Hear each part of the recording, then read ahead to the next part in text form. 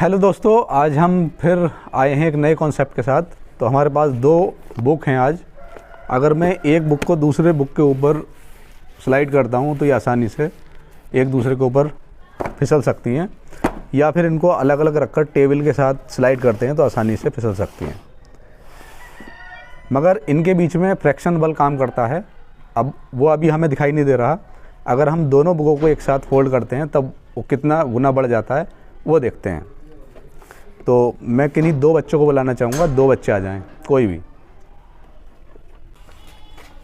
अब देखो, तुम्हारे लिए मेरे पास एक छोटा सा काम है।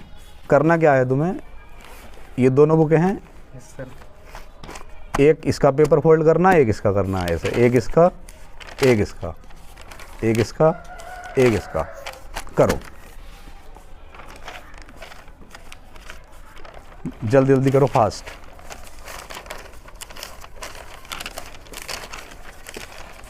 चलो,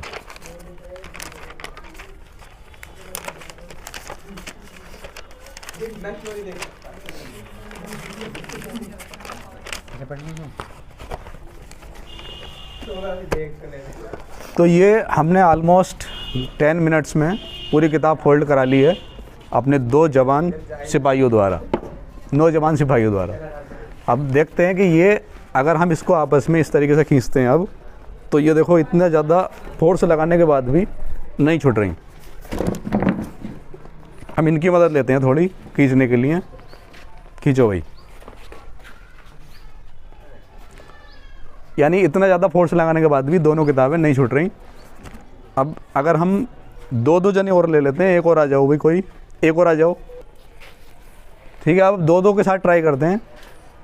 एक इधर से पकड़ लो, इधर से पकड़ लो। अब देखो इतनी ज़्यादा फोर्स लगाने के बाद भी दोनों किताबें आपस में नहीं छूट रही। इसका रीज़न है क्योंकि जब हमने सभी पेपरों को एक के साथ एक फोल्ड कर दिया तो अब इनका जो फ्रैक्शन है वो लगभग 100 टाइम्स ज़्यादा हो गया, जिस कारण दोनों किताबें जो हैं आपस में बहुत टाइटली जॉइंट हो चुकी हैं। तो ये दोनों बुक्स आपस में टाइटली इसलिए जॉइंट हो गई क्योंकि इनके बीच में फ्रैक्शन काम कर रहा है। और सभी पेपर्स को फोल्ड करने के बाद जितने पेपर्स हैं उतने टाइम्स जो है फ्रैक्शन बल इसमें मल्टीपल हो गया, जिसके कारण दोनों बुक जो है वो नहीं छूट पा रही। चलिए मिलते हैं फिर किसी अगली वीडियो में। थैंक यू, जय हिंद।